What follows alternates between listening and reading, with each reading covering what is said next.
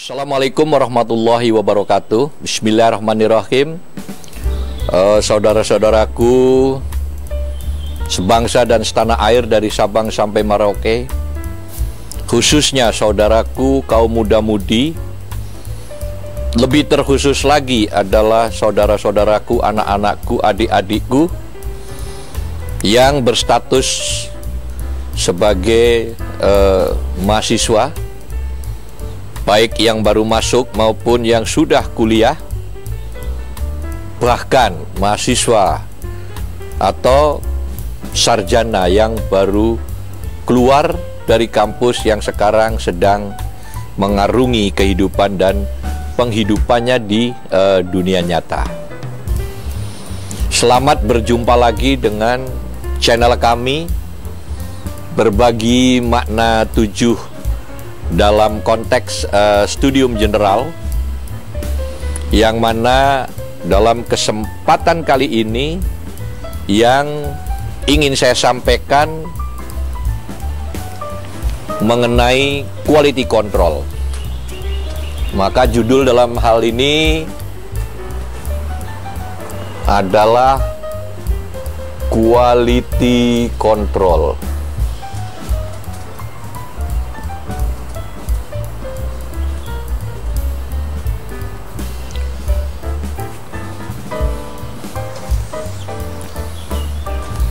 Yang pertama, secara definisi, apa itu quality control? Sering disalahpahami kontrol itu adalah hanya sekedar pengecekan. Tetapi yang lebih luas lagi, quality control ini maknanya adalah pengendalian. Pengendalian kualitas.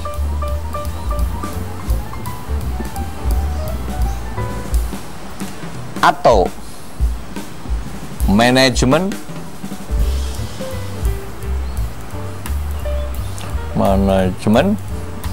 quality.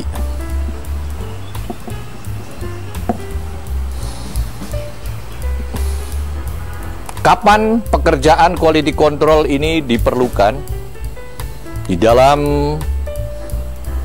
kehidupan hari-hari itu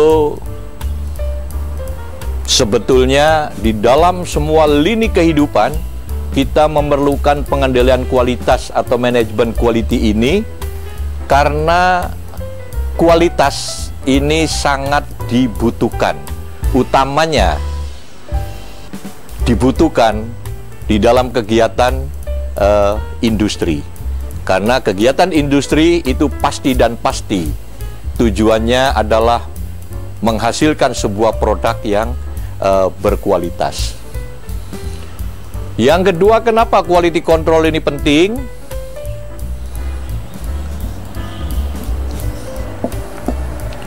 Kenapa penting? Karena dunia konsumen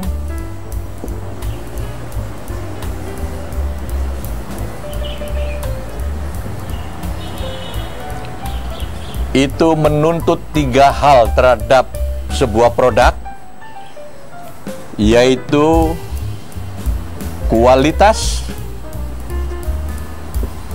kuantitas, dan harga. Ada tambahan lagi, yaitu delivery time, waktu pengirimannya tepat. Nah, dalam konteks ini yang kita bicarakan adalah kualitas. Ini sudah menjadi tuntutan dunia.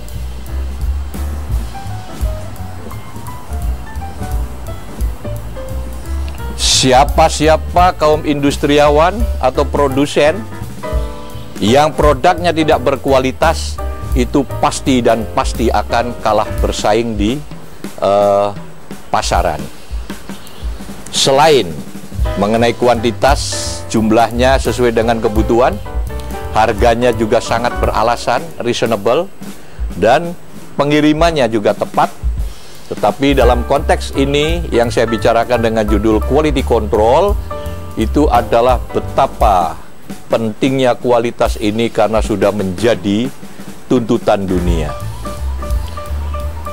Dan tuntutan dunia ini mengenai kualitas ini semakin hari semakin naik.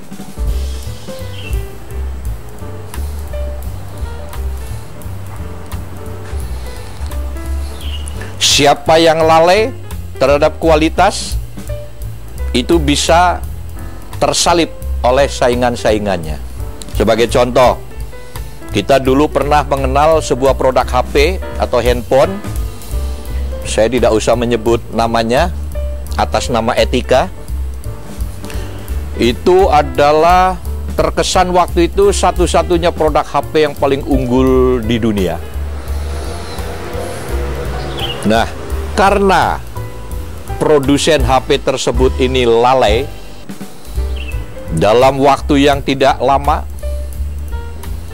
produknya sempoyongan, termehek-mehek karena disalip oleh produk lain dari negara lain, dan sampai sekarang produk HP tersebut masih tetap jaya. Dan dengan kejayaannya ini, produsen produk tersebut adalah sangat firm bahwa kelalaian itu adalah sebuah pelajaran yang harus dihindari. Oleh karena itu, saudara-saudara sekalian, saya pernah punya pengalaman khusus yang sangat bagus. Jadi saya datang di sebuah negara, kebetulan partner bisnis saya ini adalah seorang quote-unquote adalah seorang konglomerat yang mempunyai relasi dengan pengusaha-pengusaha besar di negerinya. Dan suatu hari setelah breakfast, saya dengan partner saya ini pergi ke suatu tempat, yaitu industri yang memproduksi berbagai produk yang terbuat dari kulit. Ada tas, ada sepatu, ada sabuk, ada dompet, dan lain-lain dan lain-lain. Dan ketika saya mengunjungi office-nya, kantornya, mohon maaf, buat saya sudah biasa karena itulah hari-hari yang saya kenal mengenai manajemen industri. Tetapi ketika saya turun di bagian produksinya, ada suatu slogan yang sangat mengejutkan, yang mana slogan itu berbunyi, saya tidak mengerti bahasanya, tapi saya tahu secara insting bahwa itu slogan kualitas. Terus saya nanya kepada partner saya itu, apa itu artinya slogan tersebut? Dan partner saya itu menjawab, Mr. Sunoto, itu slogan itu artinya, daripada Anda membuat barang tidak sempurna, lebih baik Anda tidak membuat apapun. Luar biasa. Sangat menghardik dan sangat mendidik. Artinya apa? Bahwa perhatikan kualitas. Sampai hardiknya itu berbunyi se-ekstrim itu. Jadi ngomong kasarnya, daripada kamu buat produk asal-asalan, udah kamu lebih baik tidur. Karena artinya begitu, bahwa daripada Anda membuat barang tidak sempurna, kata-katanya sempurna, lebih baik Anda tidak membuat apapun. Dan betul, saya lihat produknya itu, irisan-irisannya, desainnya, jahitannya, itu sangat perfecto. Sehingga perusahaan tersebut kewalahan meladeni order-order dari seluruh penjuru dunia. Hal lain yang ingin saya sampaikan mengenai quality control ini adalah kenapa saya juga menyebut bahwa quality control ini juga termasuk dalam kegiatan manajemen, yaitu pengelolaan, pengendalian dalam soal kualitas. Karena memang kualitas ini harus direncanakan,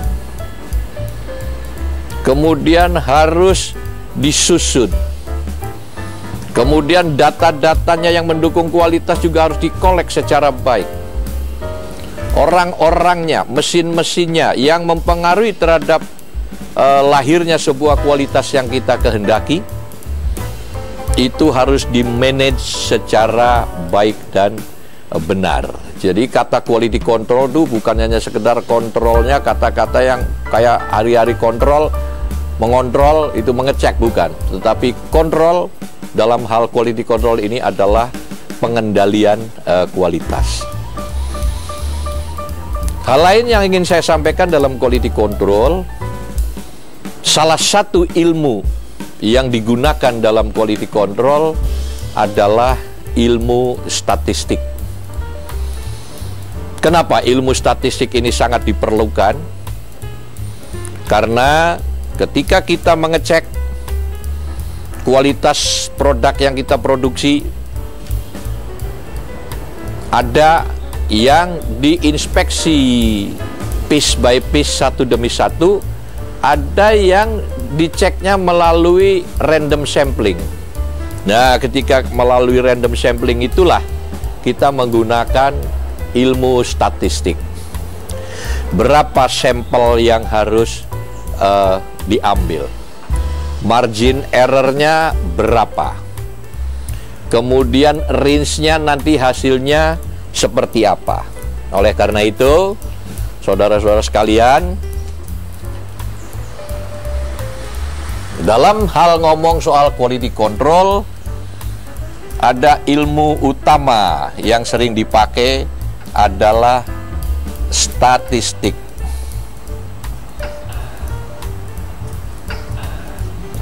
Nah, statistiknya itu biasanya juga khusus, yaitu statistik quality control.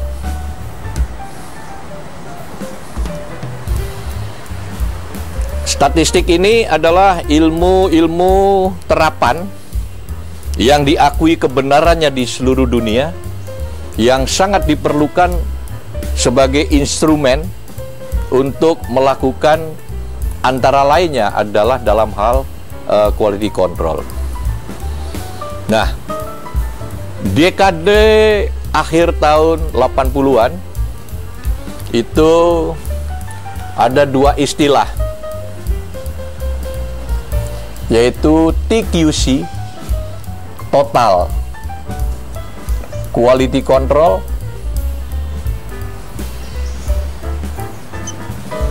dan satu lagi adalah QCC, quality control circle. Bahkan di Jepang ini, quality control circle itu ternyata pendekatan pengendalian kualitas tidak cukup hanya dengan pendekatan-pendekatan teknis matematis, tetapi quality control circle ini ditangani secara kemanusiaan. Jadi di Jepang kalau ngomong soal quality control yang bab ini, yang bab QCC, itu melalui rapat-rapat kelompok. Jadi misalnya, produk ini terbuat dari loop, input, proses, output, dan feedback. Ini ada 4 blok. Kan kalau dalam sistem industri adalah input, proses, output. Terus di sini ada feedback. outputnya masuk untuk mengkoreksi atau melihat prosesnya dan melihat juga inputnya. Ada yang nggak beres di mana. Nah, di dalam kegiatan Quality Control Circle ini, keempat blok itu di Jepang itu dilakukan dengan cara berkelompok diskusi. Kelompok input, bahan baku, mesin, orang segala macam, ada apa yang belum sempurna. Begitu pula di proses, bagaimana mesinnya, instrumennya, alat bantunya, mereka rapat hari-hari.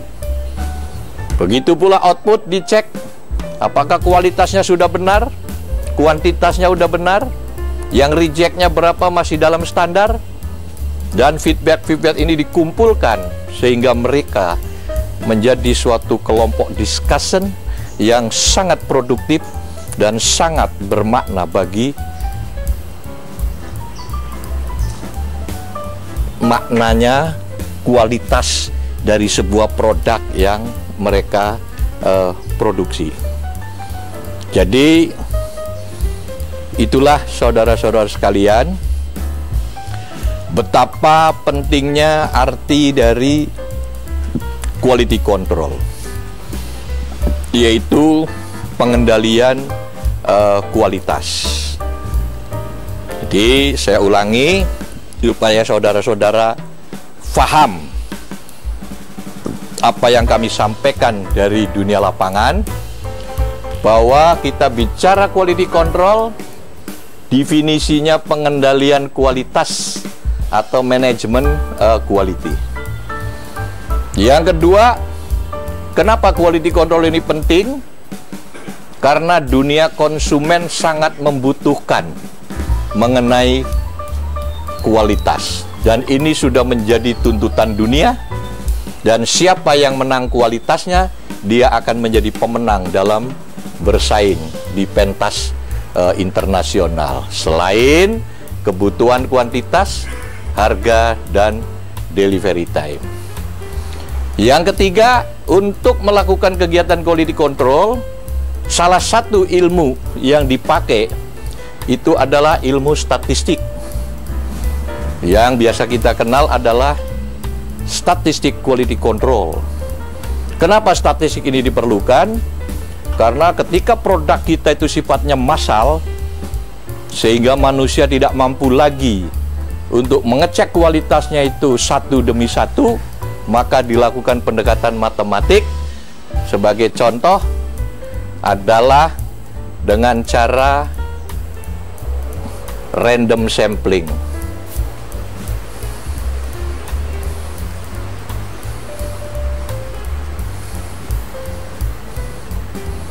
Berapa sampel yang harus diambil supaya dianggap mewakili. Kemudian berapa margin error-nya. Kemudian berapa range-nya. Dan berapa rata-ratanya. Ini adalah pendekatan-pendekatan yang sifatnya statistik. Hal lain, bahwa di kade akhir itu ada total quality control, ada yang disebut quality control circle. Ini dua-duanya dilakukan sangat penting karena ada pendekatan-pendekatan teknis dan ada pendekatan-pendekatan yang sifatnya manusiawi. Saya kira itu, saudara-saudara sekalian, mengenai quality control yang tidak lain dan tidak bukan, memang quality control ini berlaku di berbagai kehidupan manusia, khususnya sangat diperlukan yang merupakan bagian dari manajemen industri. Semoga dengan penjelasan saya yang singkat ini akan bermanfaat bagi adik-adik sekalian, khususnya mahasiswa dan mahasiswi, dan Anda nanti bisa mengcompare dengan ilmu-ilmu quality control yang Anda peroleh di kampus, Dan saya berharap dengan penjelasan saya yang saya peroleh dari lapangan, dari kehidupan nyata ini, akan bisa menjadi pelengkap teori quality control Anda yang telah diperoleh dari kampus dan quality control yang kami sampaikan dari lapangan. Semoga bermanfaat. Sekian, Assalamualaikum warahmatullahi wabarakatuh.